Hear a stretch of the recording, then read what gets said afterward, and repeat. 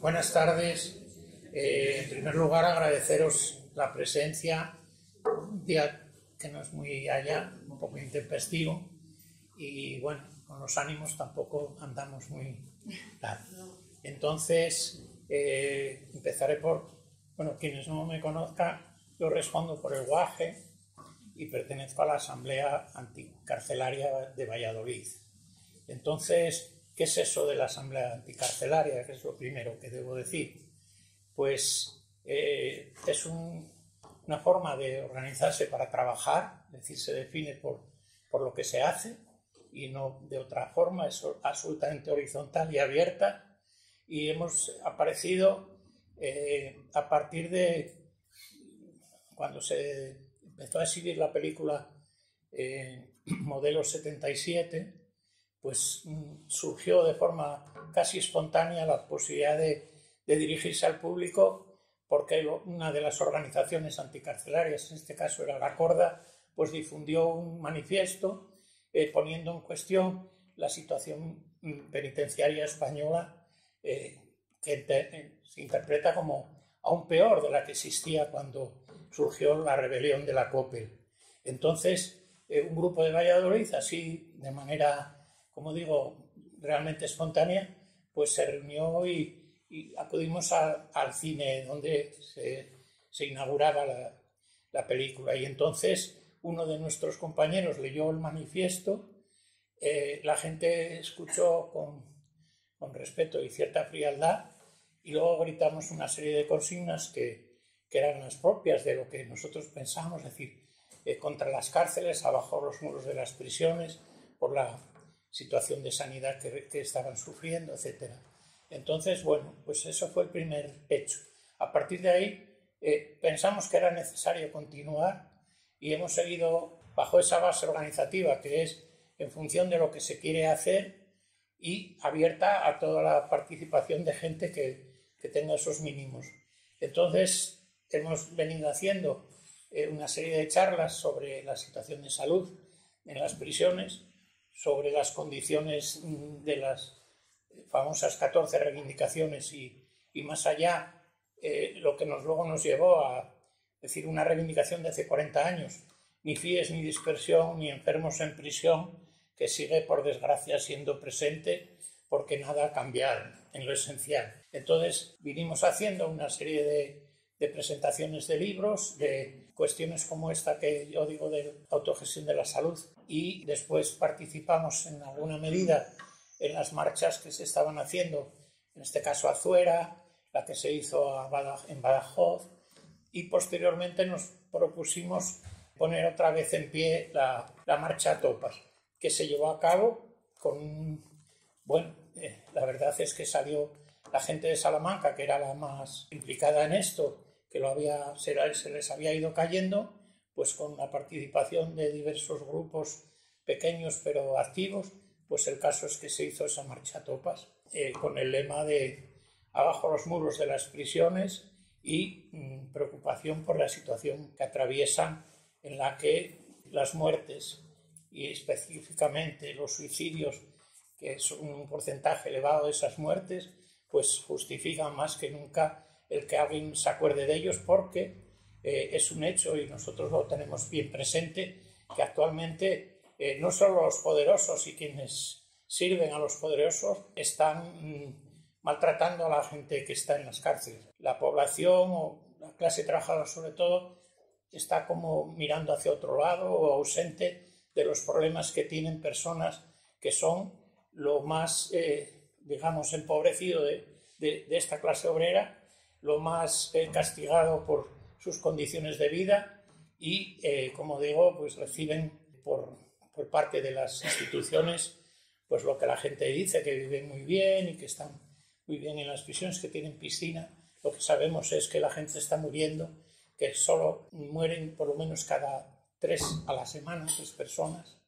Los servicios médicos han huido de las prisiones, han huido, lo digo así de claramente, porque ni se cubren las plazas, las jubilaciones tampoco tienen recuperación y por decirlo de alguna manera, es decir, lo único que hay ahora mismo en las prisiones es argumentos carcelarios para que la gente esté quieta, para la gente que esté dormida y sobre todo limitada en sus derechos. En cuanto a, termino el tema de nuestra actividad, la de la Asamblea Anticarcelaria, hemos tenido contacto y trabajamos al lado del colectivo Tocata, que es quien más experiencia tiene en este tema de las prisiones y participó en las huelgas que hubo en los años 20 y 21, y ahora mismo han, digamos, asumido una iniciativa que parte precisamente de aquí, que es la de la autogestión de la salud en las prisiones. Si no nos hacen más que castigar, si no nos facilitan derechos como son los derechos a la salud, no nos queda otra que organizarnos por nosotros mismos. La autogestión es eso, es crear un espacio de solidaridad y apoyo mutuo entre las personas en prisión y que vaya contra lo que está ahora mismo instituido, que se representa por lo que llaman módulos de respeto, que no consiste en otra cosa que alimentar la individualidad, el que la gente tenga o no vis-a-vis o que tenga o no determinadas salidas de la cárcel a cambio de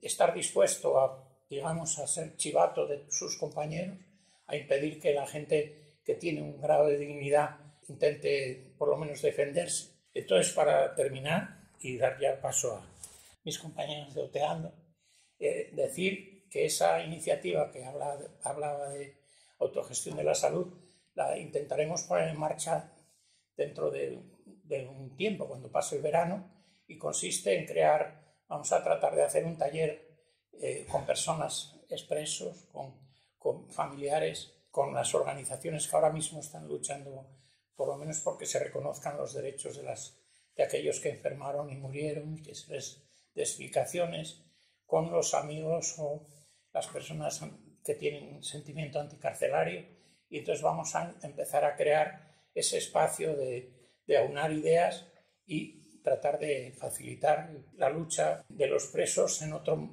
por otro mundo, por otra forma de entender la existencia, que es fuera de las cárceles, fuera y a pesar de las cárceles.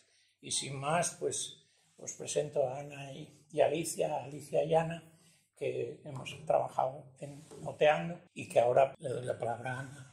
Muchas gracias, Gonzalo. Buenas tardes a todos y a todas. Yo tengo un problema que cada vez que oigo hablar a Gonzalo me emociono mucho, o sea que no sé si os pasa a vosotros que, no sé, es una de las personas, yo creo que llega al corazón de todos cuando habla, y sobre todo cuando habla de los temas de las personas presas. Aquí estamos por otro motivo, para presentar el libro de Alicia, que hoy pues juega en casa. Creo que estamos emocionadas las dos, ¿no?, de reencontrarnos en nuestra ciudad nuevamente. Lo hacemos de vez en cuando y hoy tocaba aquí en Valladolid. Como sabéis, Alicia ha publicado el libro Feminismo Anticarcelario, el cuerpo como resistencia, un libro que me imagino que habréis leído muchos o estáis a punto de leer. Y es un libro de un trabajo increíble. Alicia es una teórica del derecho penitenciario, de los derechos humanos.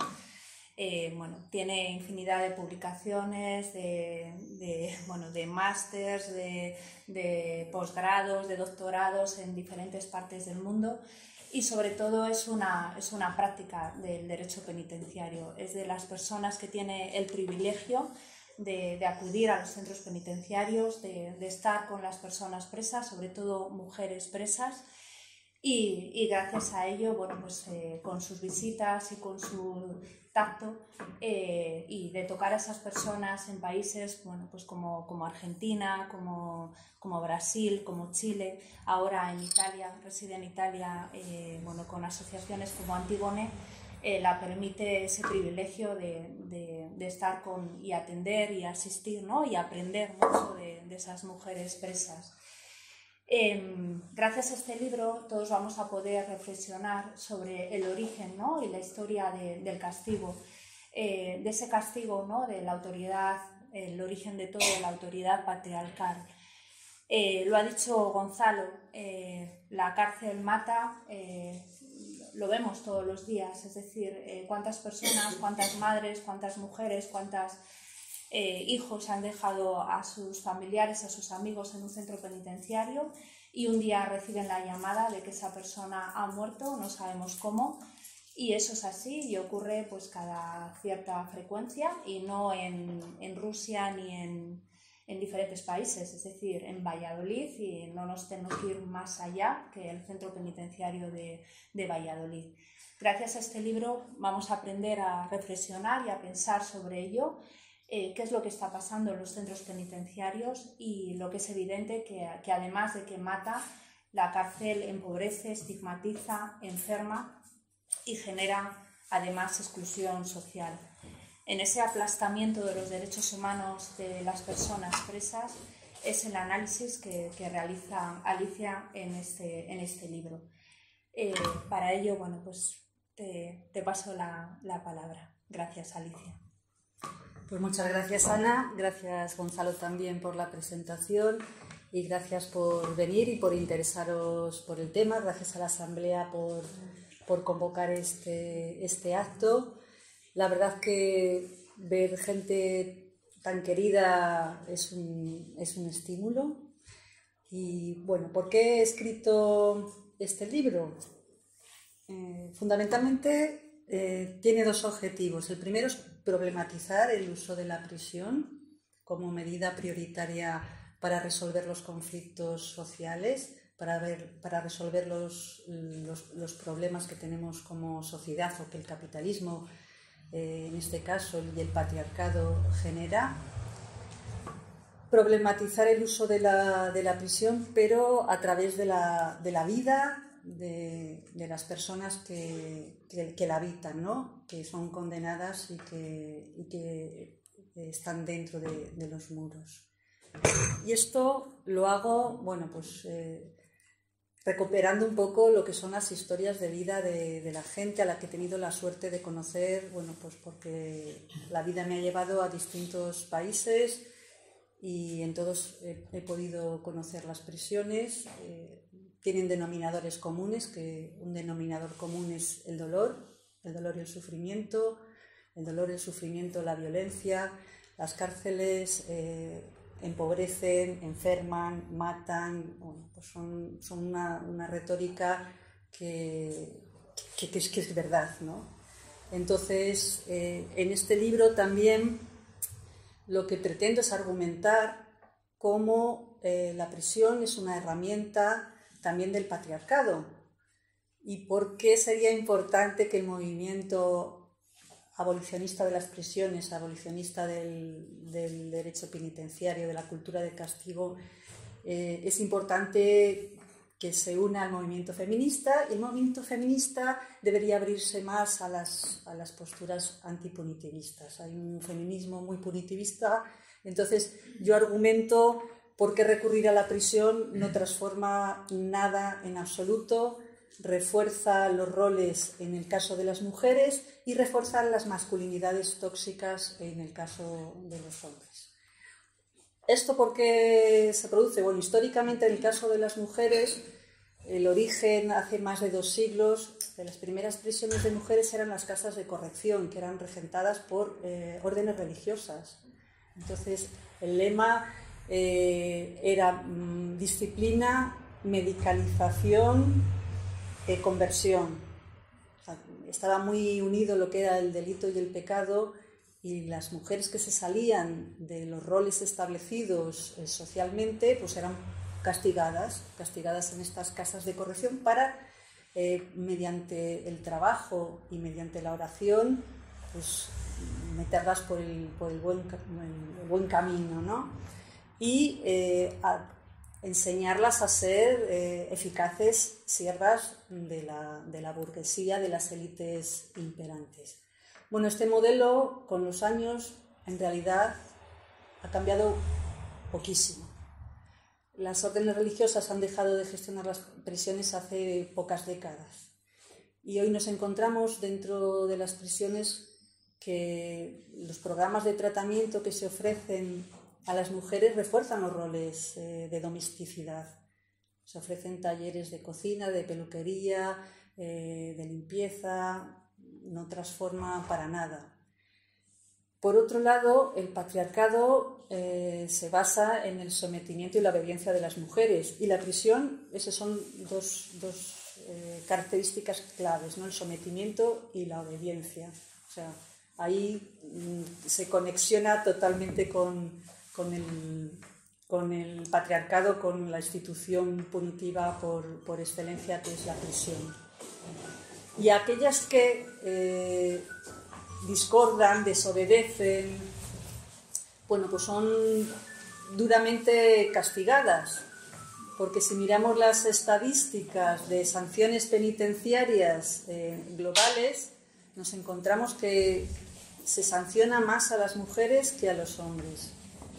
Y esto pareciera hacernos pensar de que ellas son, pues, porque tienen que ser muy violentas, muy agresivas. En cambio, los perfiles criminológicos de ellas pues no tienen nada que ver con esta violencia ni agresividad.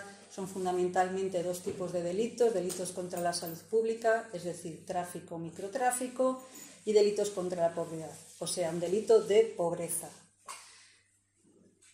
Entonces, ¿por qué se sanciona más a las mujeres? Bueno, pues porque el patriarcado también, que impregna fuertemente la institución penitenciaria, castiga fuertemente la desobediencia de las mujeres. Entonces, las mujeres que se atreven a discordar con las órdenes de la prisión, pues son más fuertemente castigadas. Por otro lado, nos encontramos también que dentro de la prisión es una institución estatal que se caracteriza porque está todo regulado. No hay autonomía para nada. O sea, te dicen a qué hora te tienes que despertar, a qué hora te tienes que duchar, qué tienes que hacer en cada momento, a qué hora tienes que comer, a qué hora te tienes que lavar los dientes, a qué hora tienes que entrar, salir, a qué hora tienes que hacer las llamadas a tu familia o puedes hacer las llamadas a tu familia. Es una vida totalmente regulada y controlada. Y esto lo que hace es infantilizar a las personas, las desresponsabiliza y las infantiliza. Y esto es la experiencia más opuesta a la experiencia de autonomía que las feministas luchamos por una vida con autonomía. En cambio, la prisión lo que hace es todo lo contrario: infantiliza y desresponsabiliza y nos priva de autonomía.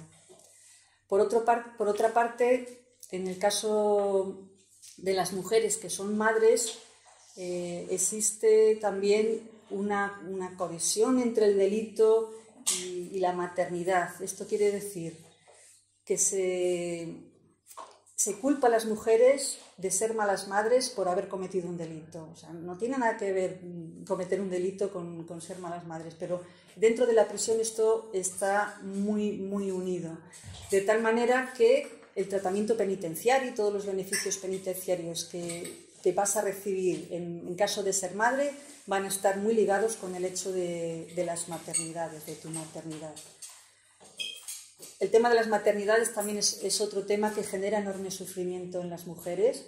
Hay estudios que, por ejemplo, dicen que cuando la diferencia de lo que echan de menos cuando se entra en prisión, entrar en prisión es un shock emocional muy fuerte, y ellas lo que más echan de menos es los vínculos familiares, el contacto con los hijos, con las hijas.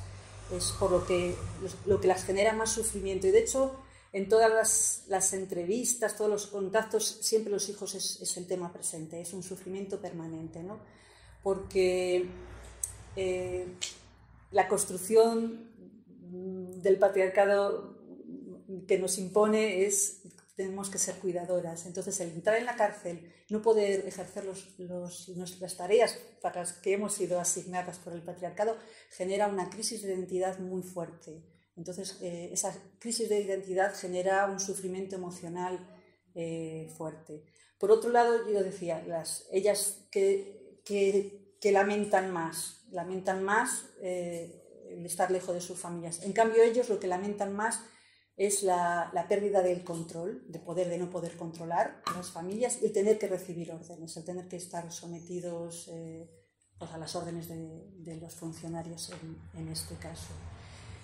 Y para muchas mujeres también la cárcel es un continuum de las violencias que viven fuera. Hay una sobrerepresentación brutal de mujeres que han sufrido violencia de género y la cárcel lo que hace es reproducir esas violencias de género que han sufrido fuera en los cacheos, en los abusos, etc. Pero esto es respecto de las mujeres. La cárcel reproduce los roles del patriarcado con respecto a las mujeres, pero con respecto a los hombres ocurre otro tanto de lo mismo. La prisión refuerza un modelo de masculinidad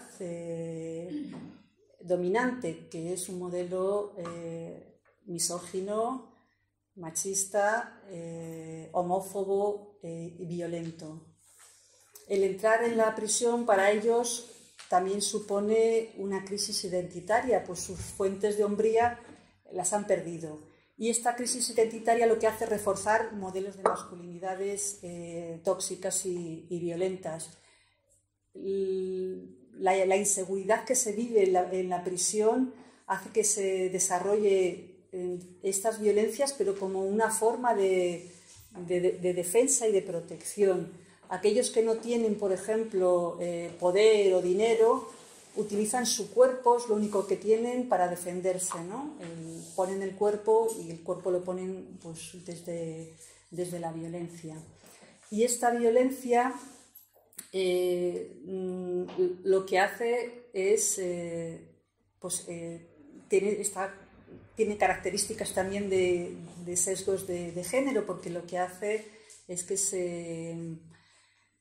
se refuerza sobre otros que son inferiores a ti, ¿no? Ejerce el poder sobre otros que son inferiores. ¿Y quiénes son los inferiores dentro de los presos? Pues aquellos que son homosexuales o aquellos que no tienen rasgos de hombría suficiente o las personas trans, y se llegan a reproducir modelos de sometimiento patriarcales dentro de las prisiones, de tal manera que estas personas que son víctimas pues se encargan de hacer la limpieza de las celdas, de lavar la ropa, incluso bueno, pues de ser sometidos a esclavitud sexual en muchos de los casos. Entonces, en definitiva, recurrir a la prisión como elemento, como instrumento para resolver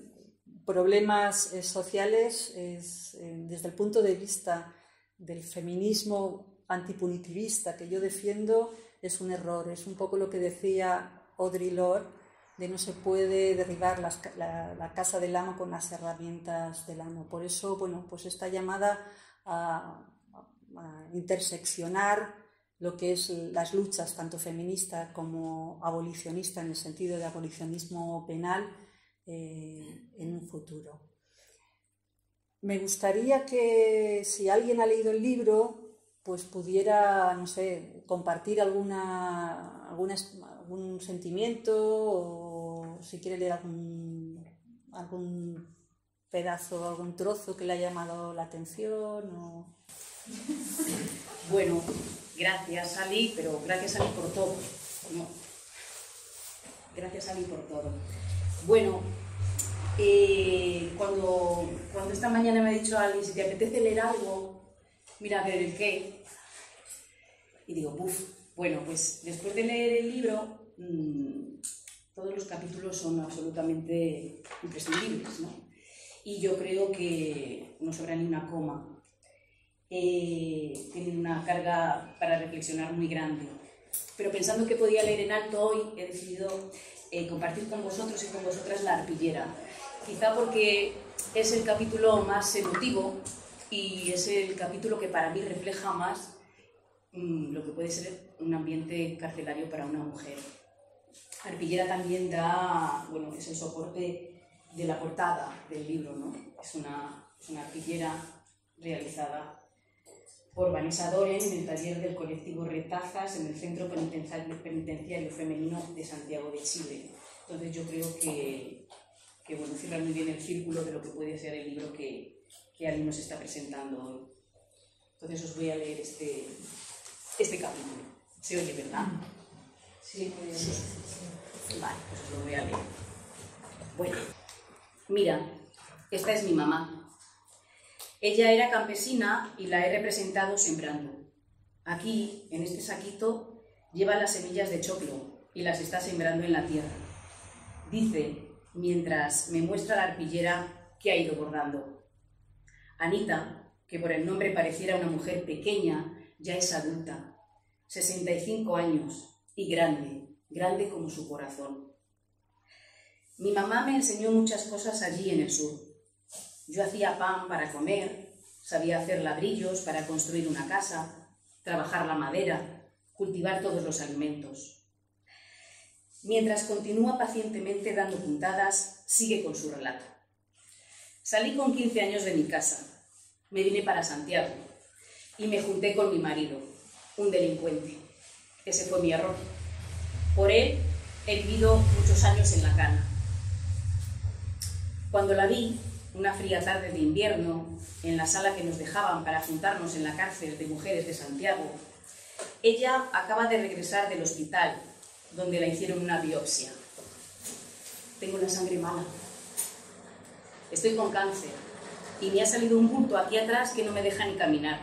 Van a ver qué es. Y me mira con sus ojos pequeños de interrogación. Se mueve lentamente al caminar, como si pensara dónde quiere poner el pie en cada paso que da y se tambalea de un lado a otro por el peso de su cuerpo. A mí me enfermó la muerte de mi hija. La mató una bala perdida en la población. Eso es lo que me enfermó. Ahora está acabando de cumplir una última condena de 7 años. Me cargué yo con todo esto. Tenía que cumplir mi nieto, pero es muy joven, y yo lo asumí. Mientras me cuenta, continúa bordando su arpillera, eligiendo colores alegres y las telas estampadas para coserlas con enorme creatividad e imaginación. Ella todavía no sabe que moriría meses después por el abandono institucional y la falta de atención sanitaria en la cárcel. A su lado está Manuela, otra septuagenaria, curtida de la vida, que en cambio hoy no conseguía avanzar en su arpillera. Estaba taciturna. Sus manos parecían más temblorosas de lo habitual. Comía poco y mal. En los 8 años que llevaba en prisión, su salud se había deteriorado a la velocidad de la luz. Diabetes, problemas con la vista, varices y este dolor insoportable de la espalda y de cabeza. De improviso se dirige a mí. No sé cómo enfrentar lo que me espera. No sé cómo el mundo habrá cambiado. No sé cómo moverme con él por esta gran ciudad. Se refería a que en unos meses saldría con la condena cumplida. Le angustiaba lo que podría encontrar. El miedo cerraba su estómago. Antes era mi nieto quien me llevaba y traía. Desde que lo mataron, no sé qué va a ser de mí. Sola como estoy, allá afuera. ¿De qué voy a vivir? Todo el celo de la prisión para contener y eliminarla de la circulación se transformará en la más absoluta indiferencia de un día para otro.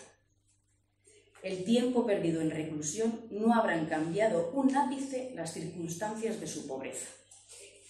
Aquella por la que un día tomó la decisión de vender pequeñas dosis del polvo blanco ilegal en la casa donde habitaba para poder sacar adelante a su nieto.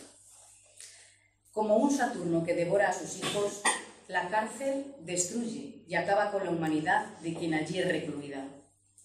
Dejará morir desatendida a Anita y escupirá a la calle a Manuela, más pobre, enferma y sola de lo que entró. Ese día la sangre se me llenó de indignación.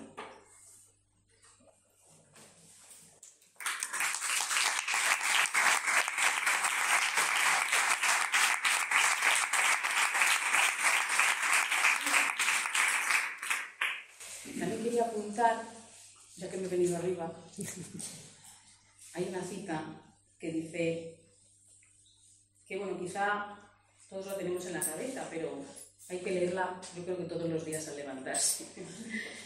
Y viene a decir, es de Manuel Levinas, que dice: escuchar su miseria que pide justicia no consiste en representarse una imagen, sino ponerse como responsable, porque el rostro me recuerda mis obligaciones y me juzga, ¿no?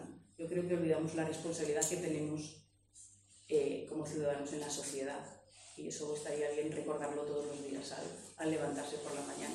La responsabilidad que tengo como ciudadana ante la sociedad que estoy creando.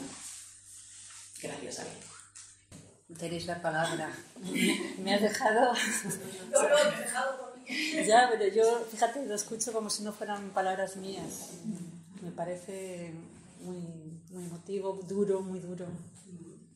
Gracias, Marita. A mí me gustaría, porque es algo que a mí me impactó bastante al leer el libro, que a veces se invisibiliza mucho o no es fácil de entender desde fuera, la parte del libro en que habla precisamente del cuerpo como resistencia, ¿no? Dentro de las prisiones. Toda la parte de autolesión, de huelgas, de hambre, de cómo en el único espacio de autonomía que queda en este relato que hacías, ¿no? Cuando no puedo elegir nada, cuando estoy sometida a un control, cuando no me queda otro instrumento que mi propio cuerpo, ¿no? Y cómo eso puede convertirse desde ese dolor en una estrategia de resistencia dentro, en lo individual, y cómo podemos hacerlo en el cuerpo comunitario fuera, ¿no? Esa parte me interesa bastante también. Por si podéis comentarlo. Bueno, lo has comentado tú prácticamente todo, has hecho un resumen perfecto. Cuando lo que decía, que está todo regulado, no tienes autonomía, el único espacio que te queda de poca autonomía es tu propio cuerpo. Entonces, cuando estás en aislamiento y te estás empezando a escuchar voces, a sentir más, no ves a nadie, la única manera de forzar un contacto humano es cortarte. Entonces, ahí los cuerpos de las mujeres que llevan más tiempo, y los hombres también, aunque son ellas proporcionalmente las que más autolesionan. Entonces, ver los cuerpos llenos de cicatrices es esa imagen de la crueldad de la prisión, pero también de la resistencia, ¿no? De lo único que te queda. Para llamar la atención, la institución penitenciaria dice que las autolesiones muchas veces se usan de manera para manipular, ¿no? Para conseguir cosas, pero es el único espacio que queda donde puedes ejercer tu autonomía y dañándolo, ¿no? O dañándolo, bien sea con las autolesiones, no solo cortándose, son las huelgas de hambre, ¿no? Como única medida de resistencia. En Chile yo recuerdo una vez que encontramos a un chico que se había cosido los labios, precisamente había comenzado una huelga de hambre, y la manera que tenían allí de decir no voy a ingerir alimentos, y esta es la prueba de que no voy a ingerir alimentos, se cosen los labios rudimentalmente porque no hay... Entonces esa imagen también a mí no se me olvidará en la vida, ¿no? Pero es la tremenda crueldad de la prisión, ¿no? Y la resistencia ante esa crueldad.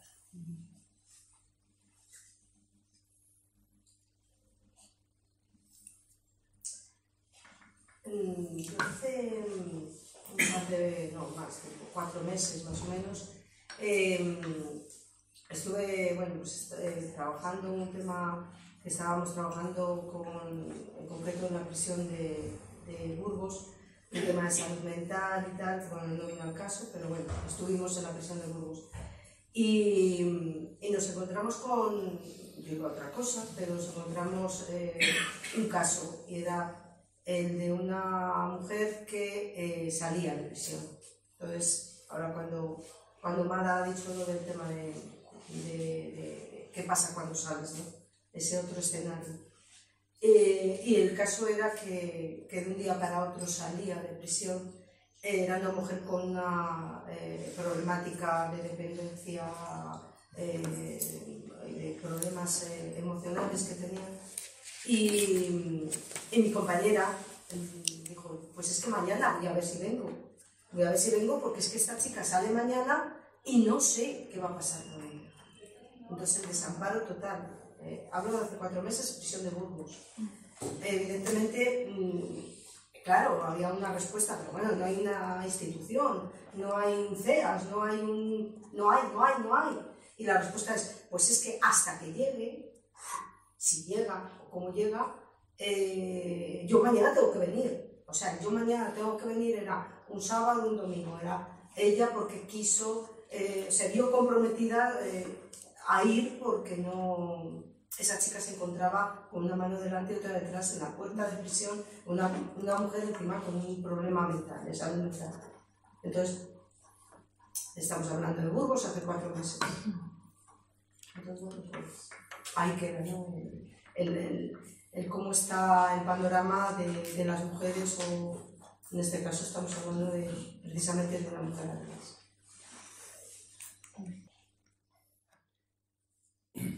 Yo, al hilo de lo que expusiste sobre la responsabilidad de la sociedad en el tema de la prisión, quiero hacer un par de puntualizaciones. Es cierto que la prisión no es más que un reflejo de la propia sociedad, sea invertido o no, es un reflejo de la sociedad que le da existencia. Entonces, en este problema hay una cosa que las personas que nos ocupamos, digamos, de luchar contra la prisión como concepto, encontramos siempre que la primera forma en la que se nos interpela es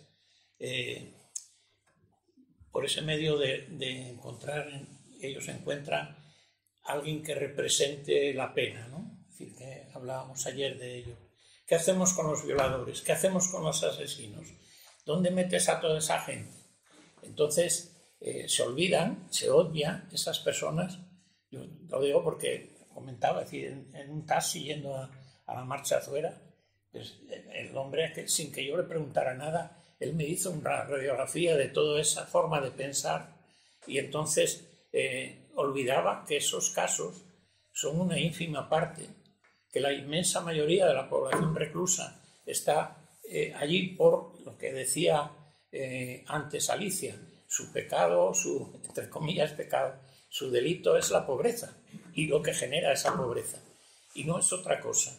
Entonces, si no luchamos contra eso, si no nos planteamos en serio esa cuestión, pues entonces estamos dejando en manos de una especie de ángel exterminador que al final es el Estado el que se encarga de reprimir y por digamos, extensión, nos reprime a todos los demás en la lucha social, en cualquier disidencia sobre los temas morales o políticos o sociales que existan, y entonces así tenemos resuelto el problema, porque lo resolvemos de alguna manera desresponsabilizándonos de él, no al contrario, no lo que decía la compañera, de que había que levantarse cada día y mirarse al espejo en ese sentido, es decir, en qué forma contribuyo yo al sistema como existe y de qué manera me puedo enfrentar y tratar de buscar soluciones.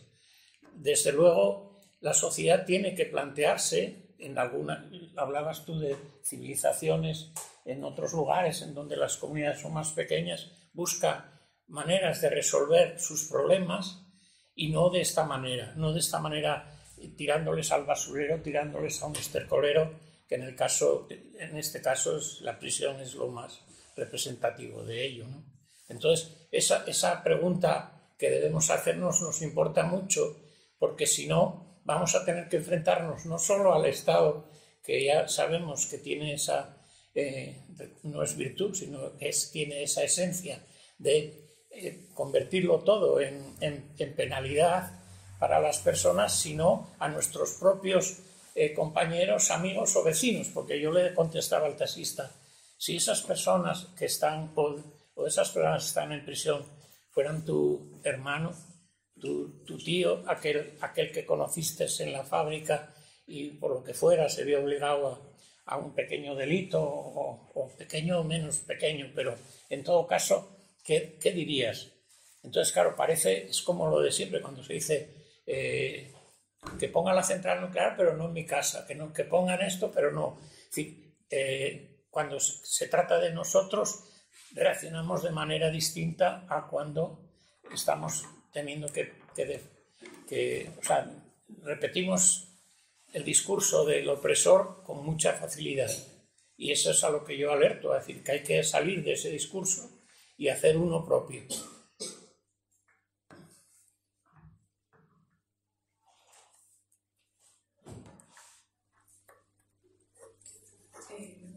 Cogiendo un poco lo que está diciendo del discurso del opresor y enlazando luego la salud mental que habéis hablado. Por ejemplo, habéis comentado que desde la institución, cuando se autopresiona, la institución dice que es, por ejemplo, para llamar la atención. Y lo habéis unido también con el tema de las huelgas de hambre. Creo que hay que diferenciar entre una huelga de hambre que se hace de forma consciente del caso de alguien que se autolesiona teniendo un problema de salud mental. Porque muchas veces, sobre todo en el caso de las mujeres, hay una capacidad menor de respuesta frente a una agresión de un carcelero, de lo que pasa en prisión. Es decir, igual un hombre, yo por el caso que conozco, le agreden, o le limitan, o le llevan a aislamiento, coge la televisión del cuarto y se lo lanza a un carcelero. O se pelea o llega a la violencia física. Igual una mujer muchas veces no tiene esa capacidad y teniendo un problema de salud mental llega a autolesionarse por culpa, por pena, por rabia. Entonces intentar no... Muchas veces eso se puede justificar para tampoco atenderlo de forma paternalista, es decir, se está autolesionando para llamar la atención y quitarle como el peso frente a lo que se podría estar haciendo de la atención que realmente necesita. No sé. Sí, sí, clarísimo. Además, en el caso de las mujeres, lo que se hace, pero no solo dentro de las prisiones, es patologizar los malestares. Y dentro de las prisiones todo se patologiza y se las llena de drogas legales. Entonces son sobremedicadas de una manera bestial. Las drogas legales y las ilegales circulan a tutiplén por las prisiones, ¿no? Pero en este caso hay una sobremedicalización, pero debido a esta patologización de cualquier malestar que sufren las mujeres. Sí, sí. Quisiera preguntarte qué tipo de alternativas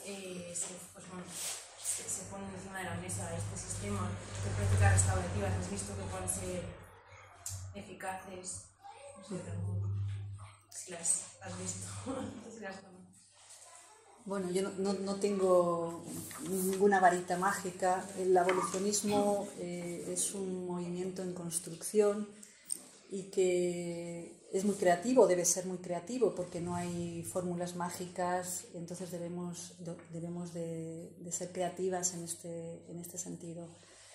La cárcel se basa en 4 pilares fundamentales, que es el pilar cultural, el pilar jurídico-legal, el político y el económico. Entonces, cualquier incidencia de trabajo para acabar con estos 4 pilares, bienvenida sea, suma.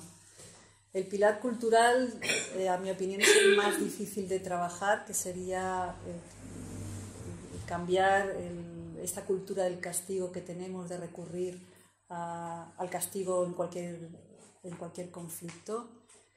Y a esto va unido todo el populismo punitivo, que frente a cualquier problema que genera un poco de alarma social se incrementan las penas, se crean nuevos delitos. Yo estaba justo viendo del Colegio de Abogados, nos mandan una circular del Observatorio Legal con las nuevas reformas legales. Yo estaba echándose un ojo para ver cuáles eran las últimas que se habían aprobado aquí en el Estado español y veía que una mayoría importante era se endurecía la pena de tal delito, se creaba este nuevo delito, contra el maltrato de animales un nuevo delito. O sea, ese cambio cultural yo creo que es uno de los más difíciles de trabajar. A nivel del pilar legal o jurídico, yo creo que hay posibilidades.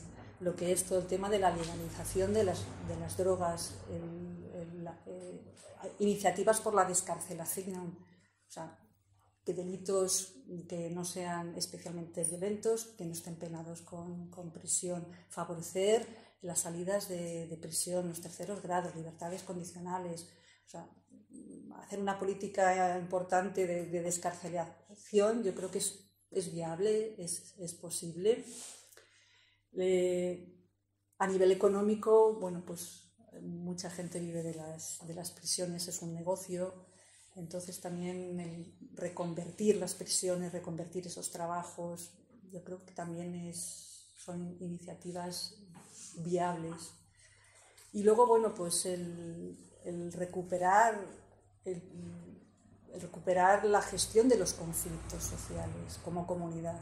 Eso significa que tenemos que construirnos como comunidades y no dejar que nos expropie el Estado de los conflictos, que es lo que ocurre en la actualidad. Pero para eso, bueno, pues tenemos que construir comunidades fuertes, basadas en la solidaridad, el apoyo mutuo, etc. Hay experiencias de justicia transformativa, sobre todo en los pueblos originarios, pero tienen otra...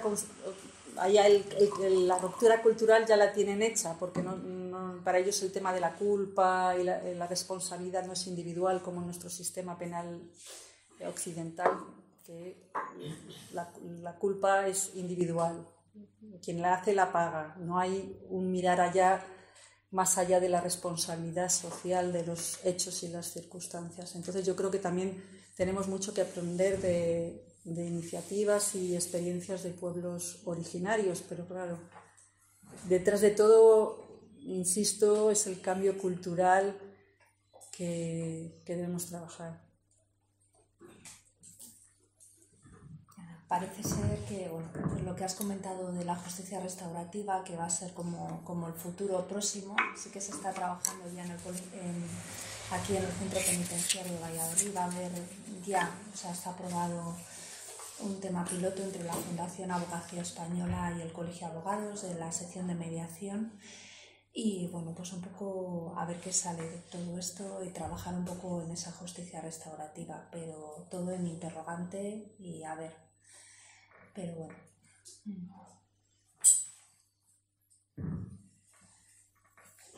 Vamos a ver.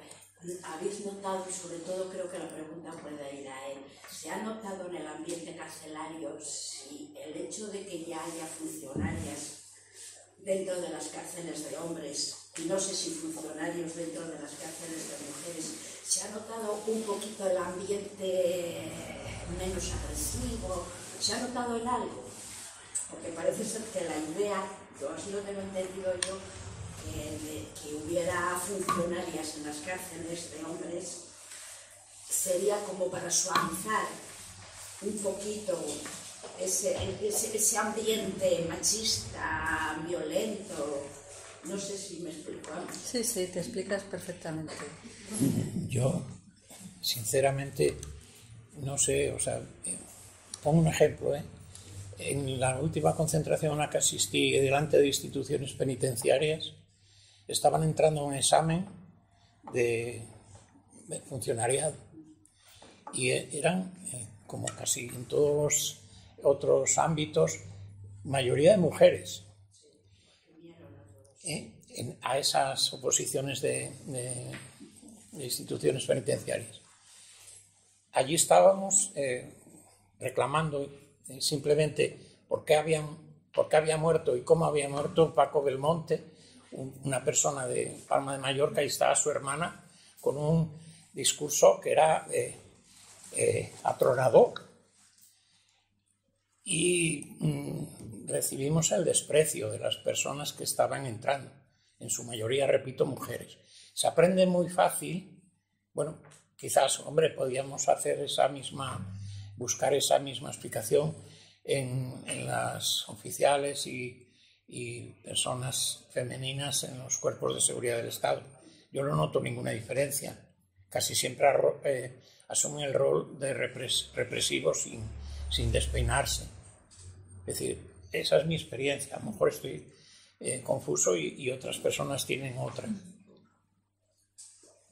Y creo que, respondiendo un poco, desde los movimientos feministas es una responsabilidad nuestra también posicionarnos ahí. O sea, a mí me da igual que sea un carcelero que sea una carcelera, porque además lo de llamarlos funcionarios, pues para mí no está bien dicho, sino son carceleros.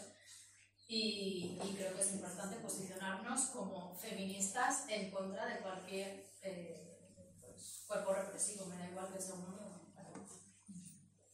Y por otro lado, el hecho de la presencia de hombres en los módulos de mujeres o en las cárceles de mujeres, los estándares internacionales son clarísimos, que no debe haber. No debe haber porque sabemos lo que pasa y lo que está pasando en la cárcel de Ávila, en Alcadameco, cuando hay hombres, hay favores sexuales a cambio de beneficios penitenciarios, desde una posición de superioridad, etc.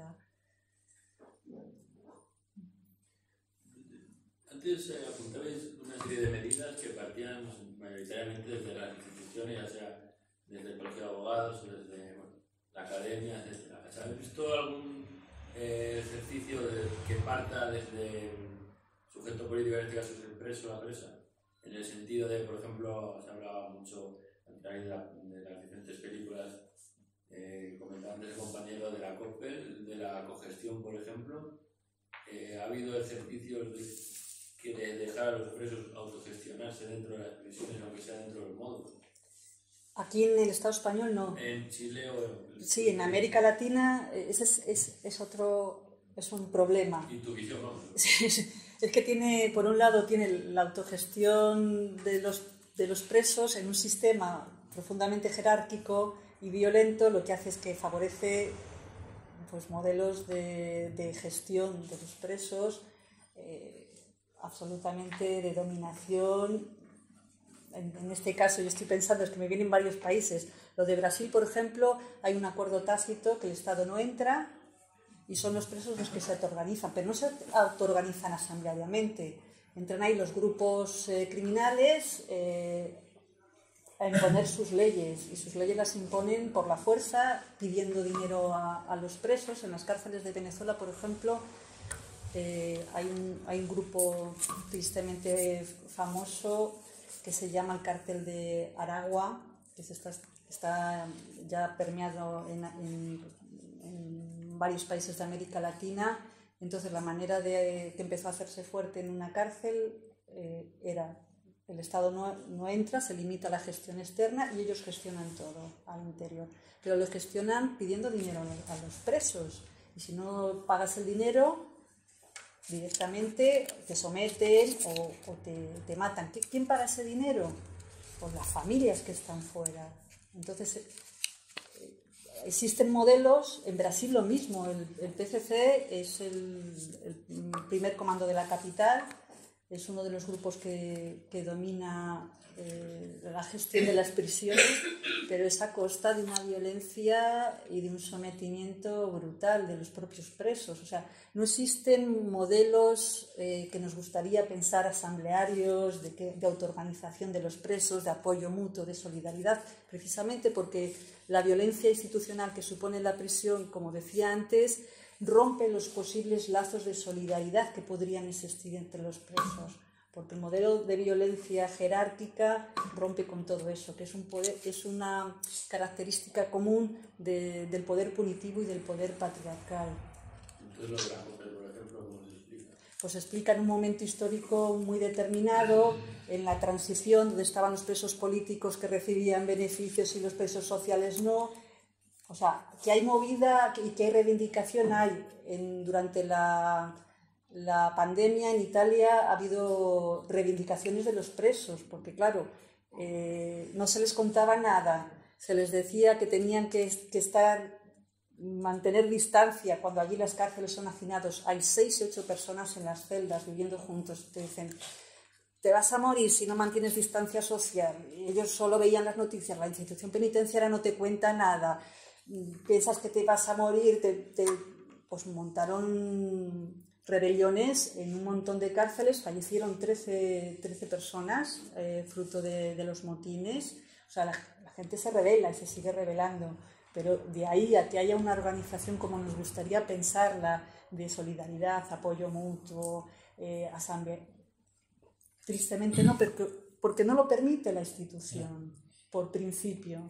Hay un dato que lo comentábamos ayer, en el sentido de al terminar la pandemia, el dato post-pandemia es, según oficialmente, había sido benéfica para las personas en prisión, porque no había entrado el COVID de una forma masiva como en la población, y eso pues justificaba la reducción o anulación de los vis-a-vis, la anulación de los permisos, etcétera, el aislamiento. Entonces el aislamiento era bueno. Bien, estadísticamente en el año 2021 se demuestra que había un pico de muerte superior a los años anteriores, es decir, los propios de la pandemia, y no solo eso, sino que, lógicamente, si no han muerto por la pandemia, porque han muerto. Entonces, han muerto fundamentalmente todas esas personas, ese goteo, esa hemorragia constante, era de soledad, de desesperación, de aumento importante de los suicidios en el contexto del propio aumento de las muertes. Es decir, es todo al revés, es decir, el mundo al revés. Lo que era muy bueno resulta que ha sido fatal para la mayor parte de la gente que se ha visto completamente desasistida. Eso por un lado. Y luego, no sé cómo decir, pero es que yo creo que es palmario. Es decir, el tema que yo no sé, si me permites me atrevo a suscitarlo, de los módulos de respeto. Quien lo conozca, el tema, entonces es lo novísimo respecto de la época de la COP, es decir, no os preocupéis que ahora va a haber los módulos de respeto. Y entonces, ¿cuál es la lógica de los módulos de respeto? Hay vis-a-vis, hay permisos, pero siempre que seáis capaces de obedecer, seáis capaces de asumir un código de sumisión. Es decir, si el muchacho que está a tu lado está fumando y eso te perjudica a tu vis-a-vis o a tu propio permiso, debes denunciar a tu compañero. Es decir, si se crea un planteamiento individualista de la resolución de los problemas en el interior de la cárcel, tú te conviertes en el rival y el enemigo de tu propio compañero de celda o compañero de galería. Es decir, ese es el módulo de respeto al final. Es decir, no te puedes separar y decir, no, es que a mí me tienen que respetar mi individualidad, mi dignidad propia. Entonces dices, no, si estás en un módulo de respeto es para que tengas que asumir este código. Y el código es fundamentalmente obediencia. Eso es un hecho que además está puesto en palabras. Y yo, no sé, ya no quiero... O sea, el tema, entrando a aquella cuestión que tú planteabas de la salud mental, es decir, el 40% de las personas en prisión tiene problemas de trastornos mentales o bien que le han ocasionado el ingreso en prisión o sobrevenidos porque la cárcel también enloquece o también mata, también enferma. Entonces, ese contrasentido, es decir, que la sociedad no solo ha hecho ese daño, hace daño a... Los locos son pues como una especie que debe de ser maltratada por sistema, porque salieron de los manicomios pero entraron en las cárceles. Eso es un hecho completamente constatable. Y siguen en las cárceles en su mayoría porque no hay recursos de tratamiento fuera de ellas. Entonces, cuando se dice depresiones, si no hay psiquiatras tampoco, si no hay recursos que no sean el pastilleo. Entonces, claro, es evidente que las soluciones colectivas, que en realidad es lo que también estamos proponiendo, es decir, buscar una manera de ayudarse unos a otros, pero eso, ¿cuándo existió? ¿Cuándo existió? Si ahora mismo vivimos una sociedad en la que nos convierte en rivales de nuestros propios compañeros, vecinos de piso o de trabajo. Es decir, o recuperamos eso, no solo en las prisiones, fuera de ellas, y se convierte en otra cultura, o entonces estamos en manos del punitivismo. A mí sí que me está viniendo a la memoria en relación a la pregunta que has comentado. Cuando subíamos Alicia y yo al centro penitenciario a visitar a mujeres presas, sí que hablaban muy bien de las mujeres presas políticas vascas. Vamos, ellas lo tenían muy claro, esa solidaridad y cómo apoyaban al resto. Mira, me está sintiendo Marisa, las que hemos estado ahí en primera persona, cómo hablaban de ellas, de que tenían, vamos, sabían lo que había que hacer en todo momento. Pues cuando estaban en aislamiento, siempre la botella de agua, me acuerdo, una lo expresaba como, ahora mismo es como que me lo estaba contando ahora, que todos los días tenía su botella de agua que se lo daba a una persona determinada para que, bueno, pues estar tranquila, o sea, en ese momento de apoyo. Ellas sí que lo tenían clarísimo, qué es lo que había que hacer y en qué momento hacerlo, y se buscaban la vida en el centro penitenciario para ayudar a las demás. Sí, sí, ¿te acuerdas? Sí. Sí.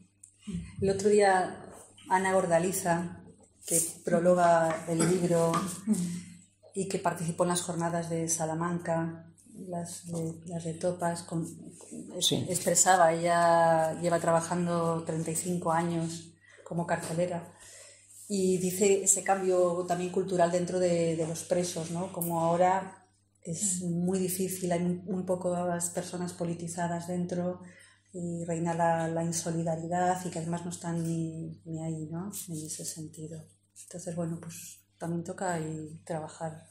Lo que queréis hacer, por ejemplo, es importantísimo. Hombre, claro, pero el esfuerzo no puede, o sea, no se puede centrar en un pequeño grupo, porque, bueno, yo eso, ya habrá momento de explayarse sobre el tema de cómo llevar a cabo la autogestión de la salud o cómo promover esas ideas, porque además es como decir otro, hay que convertir la necesidad en virtud, porque si tienes los servicios médicos están incumpliendo la ley desde hace años, incumpliendo la ley en el sentido de que no hay las plazas que debía haber, los servicios de la mayor parte del Estado dependen del Ministerio del Interior, las personas sanitarias que practican medicina en realidad son escudo de los carceleros y no tienen independencia ni libertad para que sus prescripciones se puedan llevar a cabo, sus propios informes. Es decir, entrar ahí es un mundo. Yo, desde que voy por las prisiones, lo que veo es, por parte de los funcionarios, un compadreo. Apareces por allí y dicen, hombre, ya piensa ahí a que esto no es lo mismo que se habla afuera y no sé qué. Al final quieren convencerte de sus propias mezquindades y hacerte cómplice de ello. Y eso yo creo que lo practican con todos los que van con buena fe, vamos a decirlo de algún modo. La gente que va a las prisiones con buenas intenciones, pero esas buenas intenciones no tienen cabida. Podría ser que desde el feminismo anticarcelario se me ocurre, por lo que comenta Ana, de ese apoyo de mujeres, que sean mucho más fuertes los lazos de solidaridad y de apoyo mutuo desde las mujeres que desde los hombres. Y bueno, que pueda haber llegado, y lo digo como mujer y como feminista, que nazca y brote como de forma más potente, porque me venía a la cabeza cuando comentabas esto, cuando salió Juan Irismaui de prisión, que estuvo 10 meses encarcelada por los sionistas en Israel, y comentaba lo mismo, que sobrevivió gracias a las mujeres. Y cuando vino y estuvimos con ella, nos comentó que no echaba nada en falta, por supuesto, pero que echaba mucho en falta y que salió llorando por aquellas mujeres que quedaban ahí. Ella entendía que salía como privilegiada, entre comillas, y las otras quedaban. Porque si no hubiera sido por el apoyo de las mujeres, no hubiera sobrevivido. Desde la botella del agua, desde las medicaciones, desde ahora te aíslan, tienes que tener estas herramientas. Y yo, no sé, por todo lo que voy viendo y observando, siempre me parece que hay más de esto desde las mujeres que desde los hombres, en este momento. Y que puede la COPE llegar. Bueno, en la COPE las mujeres también participaron, ¿no?, de esa solidaridad entre ellas. Pero que claro, cuando estás separada, supongo lo que no, me refiero cuando vino aquí pero la mayoría de del colectivo COPEL, que eran hombres, y ahí sí que funcionó la autogestión, la solidaridad y eso, pero eran otros tiempos. No, o sea, y tampoco lo pongo como algo en contraposición, ¿no? Pero es algo que es que sale, ¿no? Sí, no, de hecho la lucha de la COPEL fue tan importante que la primera ley en democracia fue la Ley Orgánica General Penitenciaria. Es la Ley 1, Ley Orgánica 1. O sea, para que veamos, redimensionemos lo importante que fue esa lucha, ¿no?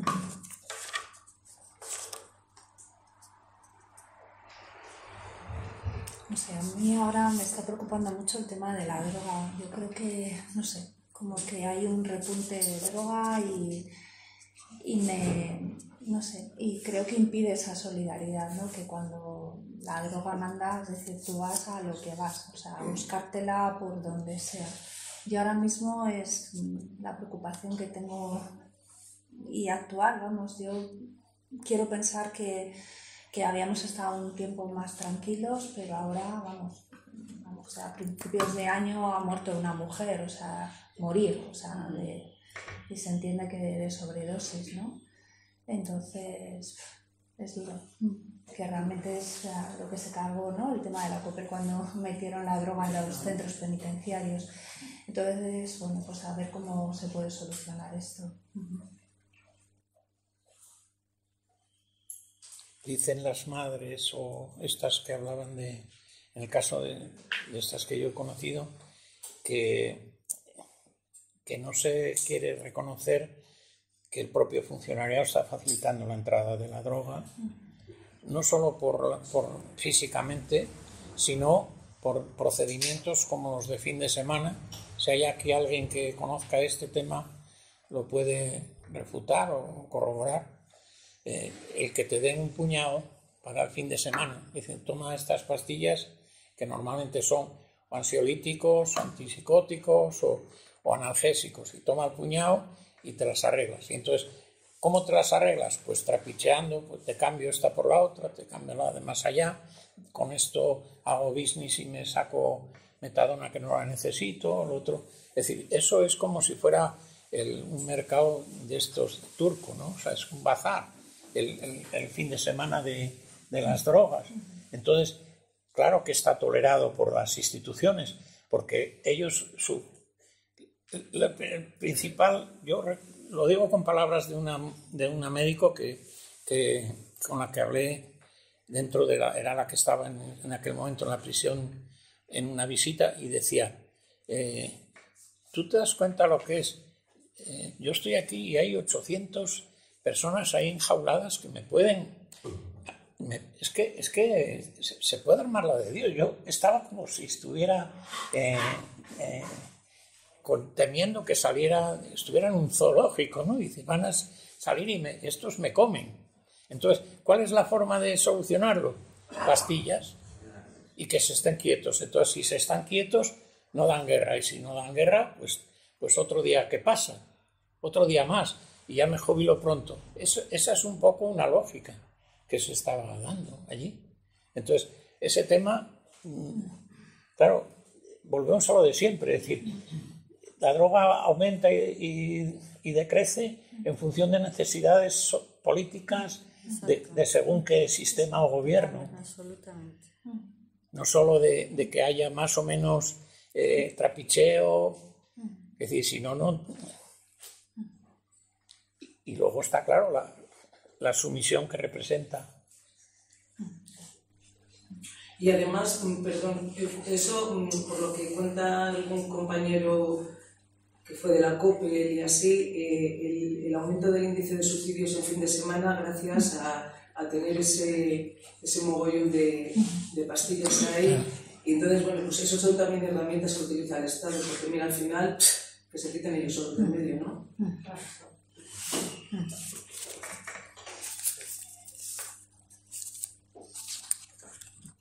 Sí, el tema de suicidio es otro tema invisibilizado que también abordo en el libro, ¿no?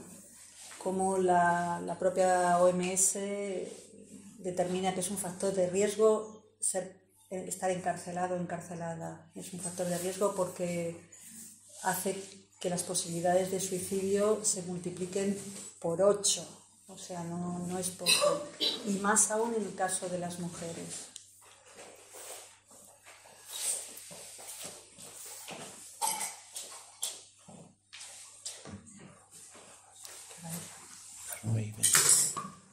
Bueno, pues yo creo que si no hay más preguntas, yo os animo a que compréis el libro, obvio. No, creo que merece la pena la lectura, como decía Amada. Gracias. Lo podéis, lo tengo aquí algunos ejemplares, si no lo podéis adquirir en la otra, y Sandoval también lo iban a pedir. Y nada, gracias por venir y por atreveros a soñar un mundo sin cárceles. Y gracias.